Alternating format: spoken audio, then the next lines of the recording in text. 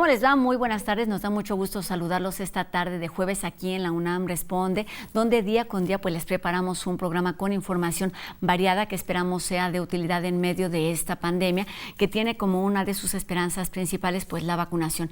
En el país continúa avanzando este plan y cada una de las entidades crea distintas estrategias. Por ejemplo, en el Estado de México es el IMSS y la CONCAMIN, que es la Confederación de Cámaras Industriales, pues crearon un acuerdo de colaboración para agilizar la vacunación entre los trabajadores y los empleados de entre 40 y 49 años, y para esto pues estarán instalando módulos cercanos a sus áreas de trabajo, ya sean empresas, fábricas, para que puedan acudir en grupo, transportados por camionetas o transporte, digamos, de cada uno de sus trabajos. Y bueno, así continúa pues esta estrategia que pretende inmunizar a buena parte de la población en nuestro país. Esperamos que esto siga fluyendo de muy buena manera. Y es momento de ir con nuestra entrevista. Sabemos que cada día se van dando a conocer distintas secuelas que presentan las personas que se han recuperado de la enfermedad de COVID-19. Hoy estaremos hablando sobre cuáles son las alteraciones en el sueño, cuál es la relación que tiene con esta función esencial de los seres humanos, que es la respiración. Y para ello estamos conversando esta tarde. Saludamos a la doctora Gabriela Millán Rosas, quien es neumóloga y es además miembro del área clínica y profesora titular del curso de alta especialidad en Medicina Integral del Sueño, esto en la Clínica de Trastornos del Sueño de nuestra universidad. Doctora, ¿cómo estás? Un gusto saludarte aquí en la UNAM Responde. ¿Qué tal? Muchas gracias por la invitación. Buenas tardes y pues aquí estamos trabajando sobre este tema, que es la emergencia que tiene atentos pues a distintos investigadores y prácticamente a todas las áreas del conocimiento. Doctora, comencemos por ahí. ¿Cuáles son las alteraciones que ustedes como clínica pionera en el estudio del sueño han identificado a lo largo de estos meses en pacientes que se han recuperado de la enfermedad de COVID-19? Bueno, son bastantes y muy importantes. Como sabemos, pues el sueño es algo vital para la vida. Si no hay un sueño reparador, pues no se llevan a cabo muchos procesos. Entonces, hemos notado, bueno, en todas las etapas de la vida, desde niños, tenemos varios estudios que estamos haciendo en todos los rangos de edad.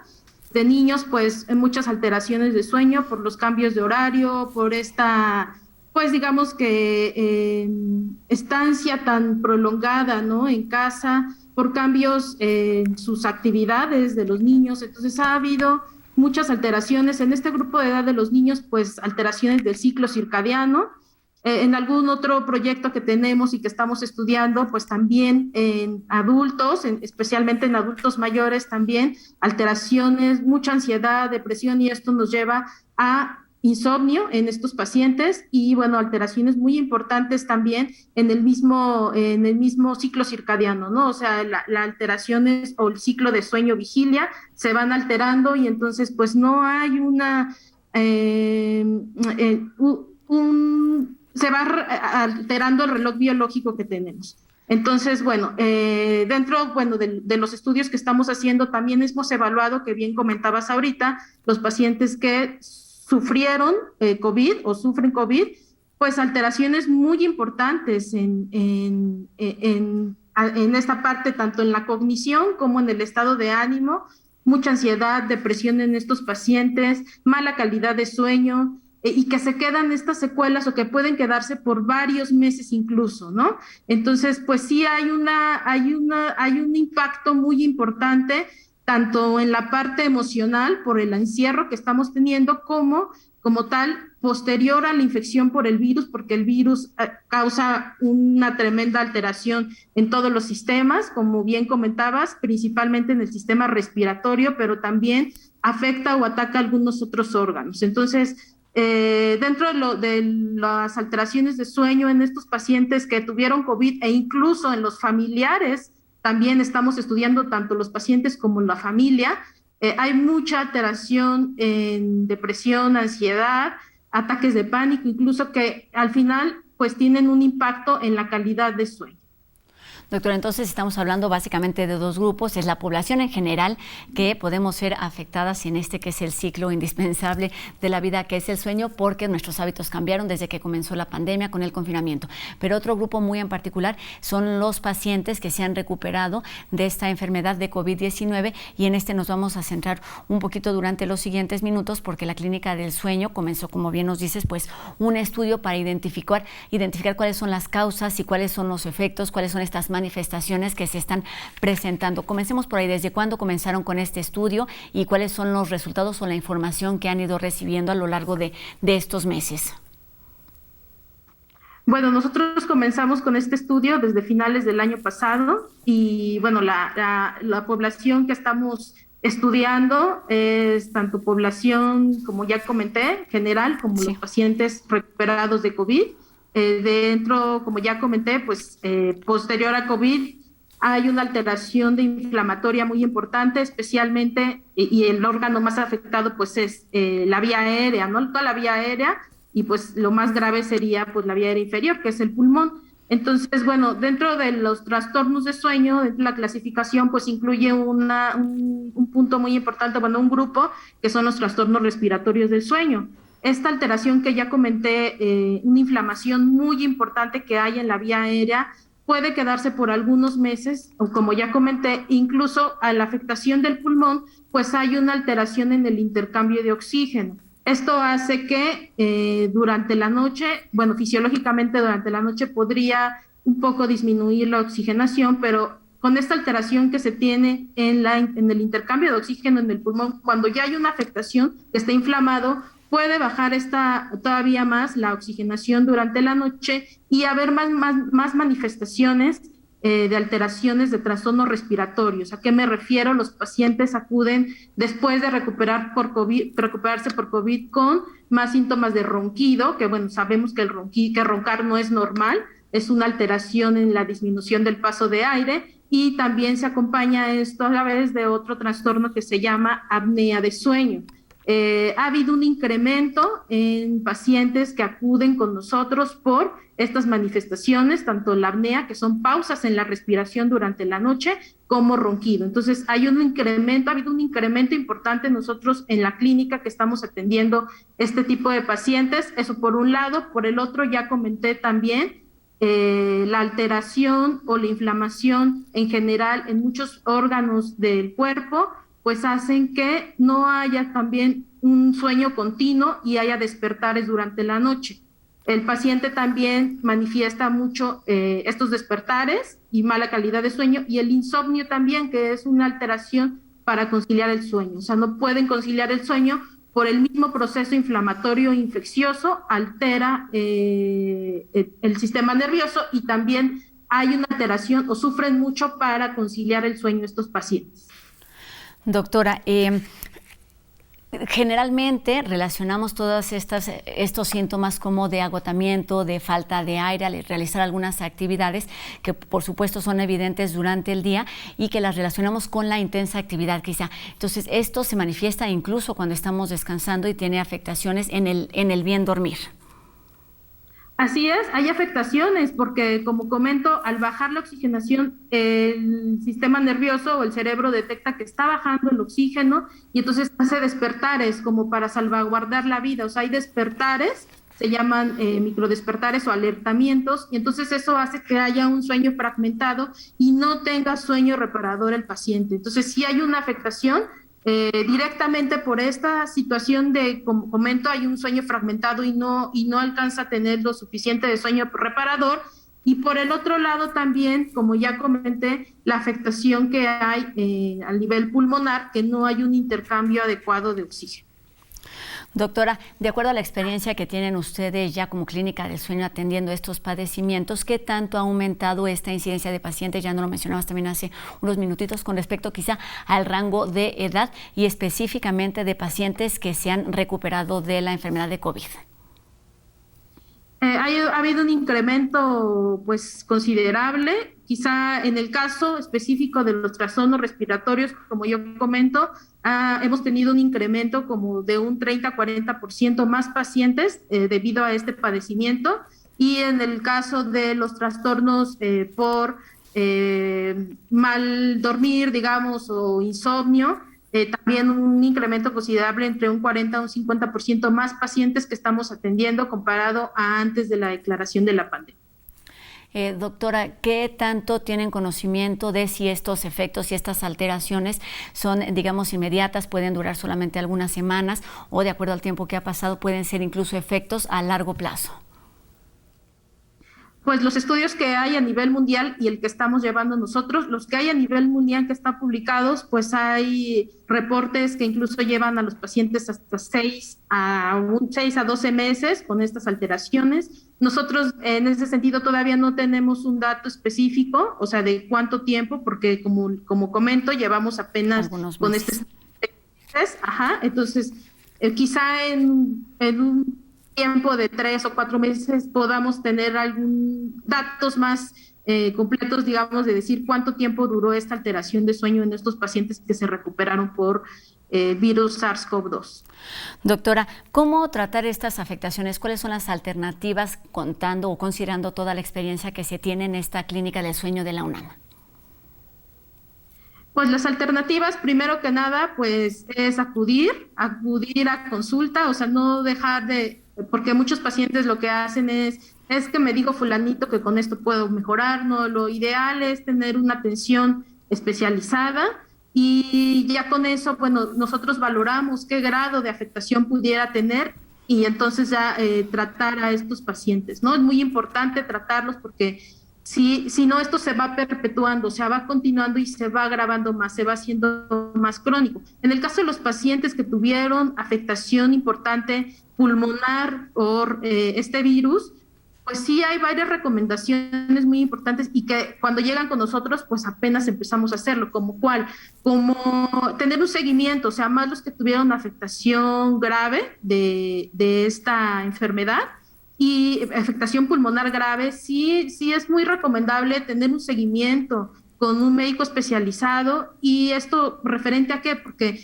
hay muchas posibilidades o más bien los reportes también mundiales es de que la mayoría de los pacientes logra recuperarse, pero también un factor muy importante es la rehabilitación pulmonar, o sea, tener este seguimiento, saber en qué condiciones está la función pulmonar del paciente y con eso ya adaptamos qué requiere este paciente para rehabilitar su pulmón, para que su pulmón regrese a estar como antes de que tuvieron esta infección por el virus. Doctora, tocaste un punto importante y me gustaría que ahondáramos un poquito más en ello. Es las afectaciones que presentan los pacientes recuperados con COVID-19 son proporcionales a la gravedad en la que se presentó la enfermedad. Es decir, si fue con síntomas leves, los síntomas o los efectos son leves, pero si estuvieron quizá intubados o con padecimientos graves, es que tienen mayores afectaciones. Sí, por supuesto. Como ya comenté, entre mayor afectación, esto como dijimos, el órgano, digamos, que tiene una afectación importante, pues es el pulmón, toda la vía aérea, pero si hay una afectación importante en el pulmón, pues entonces aquí ya hay una complicación, puede haber más complicaciones. Entonces sí, dependiendo los síntomas o la gravedad que tuvieron los pacientes, sí hay un seguimiento posterior a esto, o sea, evidentemente todos deben tener un seguimiento, pero especialmente estos pacientes que tuvieron afectación importante pulmonar, por lo que ya estoy comentando, ¿no? O sea, hay una alteración en el tejido del pulmón y sí requerimos tener un seguimiento, valorar en qué condiciones está este órgano, que es el pulmón, y como ya comenté, muy importante, dependiendo de eso, pues es esta recuperación y también lo que nosotros ofrecemos al paciente, también lo que yo comentaba, es rehabilitar el pulmón. Eso es muy importante porque también tiene impacto en lo que yo decía del sueño. Si no está rehabilitado el pulmón, no intercambia bien el oxígeno, no hay oxígeno en la sangre, especialmente en la noche, y entonces va a haber estos alertamientos, estos despertares durante la noche y al paciente no lo va a dejar dormir continuo, va a tener despertares, va a ser de mala calidad del sueño. Doctora, ¿recomiendan ustedes que esta rehabilitación pulmonar se lleve a cabo al mismo tiempo que la atención a estos trastornos del sueño, o sea, primero la rehabilitación o se van llevando de forma alternada? Se tiene que llevar de forma alternada, esa es la recomendación, porque pues todo tiene que estar bien, ¿no? Si empezamos con una cosa y lo demás no marcha bien, en este caso, como digo, hay mucha evidencia en nuestro estudio, los pacientes que llevamos, de que hay una alteración emocional en el paciente, mucha ansiedad, y esto nos lleva también a que el paciente no pueda conciliar el sueño. Entonces, sí tiene que ser de la mano, tiene que ser junto todo esto, o sea, hacer una evaluación integral del paciente para llevar de la mano todo este tratamiento. Doctora, y para lograr esta atención clara y específica, pues es importante que se evalúe la situación de los pacientes y de la población en general, y es por eso que continúa abierta la convocatoria desde la página, ahí está ahí disponible en clinicadelsueno.facmed.unam.mx para que participen. Ayúdanos a identificar quiénes pueden hacerlo y cómo se hace este filtro, este seguimiento. Sí, claro, invitamos a toda nuestra población. Necesitamos datos de nuestra población mexicana y ¿qué tipo de pacientes? Pues todos los recuperados, los que hayan tenido prueba positiva o diagnóstico de COVID en los últimos 4 meses son los candidatos para hacer esta evaluación. También invitamos tanto a los pacientes como a los familiares que tuvieron familiares de pacientes que tuvieron esta infección por SARS-CoV-2 y pues bueno, nos ayudarían bastante. Entran a la página, ahí hay una liga, es un cuestionario que tienen que llenar.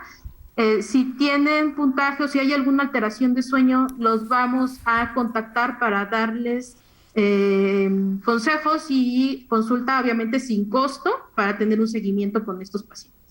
Y entonces se atiende así 2 cosas, primero los malestares y las alteraciones que presentan los pacientes, y por el otro pues da información a una clínica como esta, que es pionera en el sueño y que permite pues el bienestar integral de los individuos. Doctora, solamente para terminar, hay un término que anda circulando por ahí que es este de coronasomnia. Platícanos a qué se refiere y si ustedes están familiarizados con él. Pues sí, hay este término, pues se ha manejado a nivel mundial. Se refiere principalmente a que, bueno, en algunos pacientes o en algunos individuos hay alteraciones, obviamente, de sueño secundario a este virus, que ya vemos, como ya comenté, pues sí hay estudios mundiales. Coinciden con nosotros los datos que tenemos hasta ahorita, no tenemos completa nuestra muestra, pero pues una implicación, un impacto muy importante de esta infección en el sueño, en la calidad de sueño. Ahí está esta convocatoria abierta para que los pacientes que hayan tenido COVID durante los últimos 4 meses acudan o ingresen a esta página de Clínica del Sueño para pues conocer cuáles son las alteraciones y principalmente pues darles alternativas de tratamiento. Doctora Gabriela Millán Rosas, neumóloga y también miembro del área clínica y profesora titular del curso de alta especialidad en Medicina Integral del Sueño, esto en la Clínica de Trastornos del Sueño de nuestra universidad. Muchas gracias y muy buenas tardes, doctora. Gracias, que estén muy bien. Los esperamos en la clínica, las personas que requieran, estamos a su disposición. Exactamente, la página ha estado apareciendo a lo largo de esta entrevista. Uno es este estudio que están realizando, pero por supuesto la página y los servicios que ofrecen están abiertos para la población en general y ahí se les puede dar seguimiento. Gracias, doctora. Así es, hasta luego. Gracias, importantísimo, lo hemos dicho, cuidar nuestro buen dormir y un buen principio es seguir los hábitos de horario, de sueño y de vigilia. Ese es un buen principio para además no solamente tener un buen dormir, sino cuidar nuestra salud. Y tenemos más información aquí en la UNAM Responde. Es hora de escuchar la reflexión de Jacobo Dayan, quien esta tarde nos habla sobre el acceso al Internet como un derecho humano. Buenas tardes. Desde el año de 2011, la Asamblea General de Naciones Unidas decretó el acceso a Internet como un derecho humano. A partir de esto, prohibir o limitar el acceso a Internet es una violación a derechos humanos. Evidentemente, la pandemia ha hecho que este derecho sea aún más importante.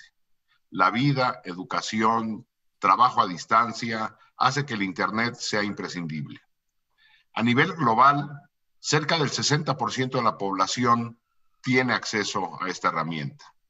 Mientras que países ricos tienen prácticamente acceso total, hay países como Corea del Norte que apenas alcanzan el 0.1% o Eritrea con el 7%. México tiene entre el 60 y el 70% de penetración de alcance de Internet. No deben escatimarse recursos ni esfuerzos para garantizar un piso mínimo para todas y todos. En países como el nuestro, no solo es el acceso a la red, sino elementos más básicos como energía eléctrica, conectividad gratuita y equipos de cómputo. Acciones afirmativas por parte del Estado son necesarias y urgentes. El rezago y la discriminación pueden crecer si no se dan condiciones igualatorias, como lo hemos visto durante la pandemia. Buenas tardes.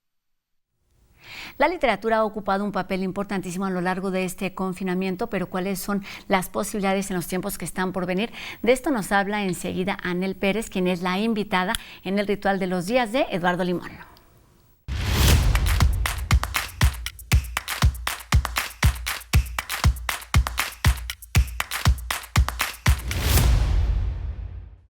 La literatura, ese vastísimo campo de ideas, fue, como siempre, compañera fiel durante la pandemia y el confinamiento. Cómo poco a poco se va a circunscribir en esta nueva etapa a la que estamos entrando. ¿Cómo será la compañía de la literatura en el Ritual de los Días?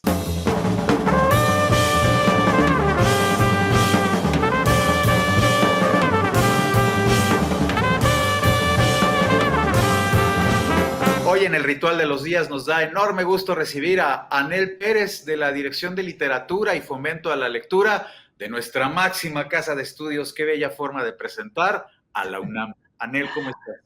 Encantada de estar contigo, queridísimo Eduardo Limón, y con tu auditorio y nuestro canal de UNAM.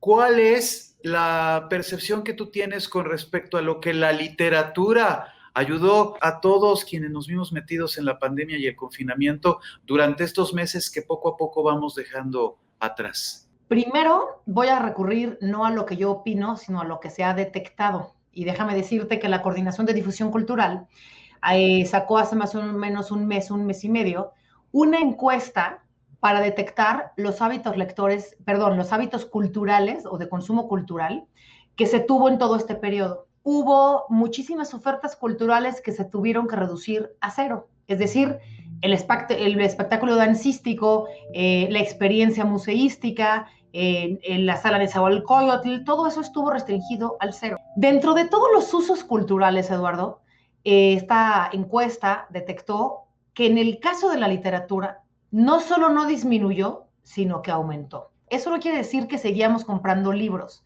porque el tema de la venta de libros, y eso no voy a hablar en específico porque es un tema muy interesante, pero es un tema aparte, eso disminuyó. Lo que hicimos fue encontrar nuevas formas de nuestros usos culturales, de nuestro consumo cultural. Todos leímos algo a propósito o de la vacuna, o del virus, o de la propagación, o de inmunología.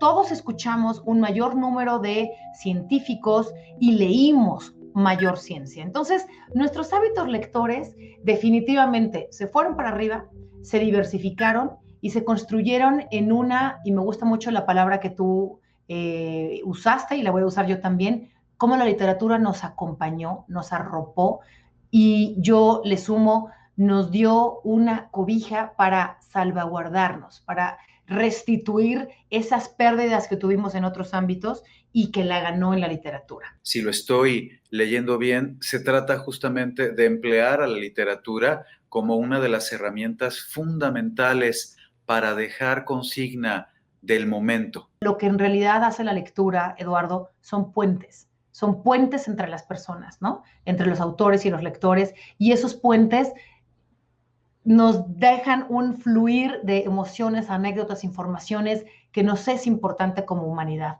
La lectura no es aleatoria, la lectura no es una opción más, es una de las, y así lo dice la encuesta que te dije al inicio, la lectura es un acto de supervivencia y se ha convertido y se reafirma ahora como un acto de supervivencia. Anel Pérez, muchas gracias por estos minutos para haber conversado con nosotros aquí en el Ritual de los Días.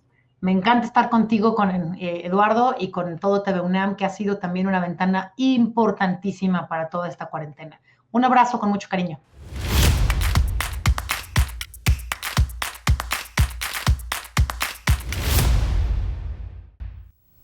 Y aquí seguimos con rostros conocidos en esta pantalla hablando de cultura, y es que antes de despedirnos los vamos a invitar al teatro, porque la Dirección de Teatro de nuestra universidad presenta 5 piezas escénicas sobre diversidad e inclusión, esto con motivo del Día Internacional del Orgullo LGBT y más. Se trata de una propuesta en la que 5 creadores abordan el tema de la diversidad sexual y la inclusión en el ámbito teatral. Pueden visitar y conocer estas 5 piezas que estarán disponibles a partir de este viernes 25 de junio, por supuesto en la página teatrounam.com.mx, y además de estas propuestas pues pueden encontrar algunas de las tantas alternativas que se han dado a conocer a lo largo de esta pandemia para estar en contacto con ustedes. Cultura UNAM en casa. Y con esto terminamos un programa más de la UNAM Responde. Les recuerdo que lo seguimos leyendo a través de nuestras redes sociales, y también les recuerdo que tenemos una cita mañana aquí en la UNAM Responde por TV UNAM 2:30. Adiós.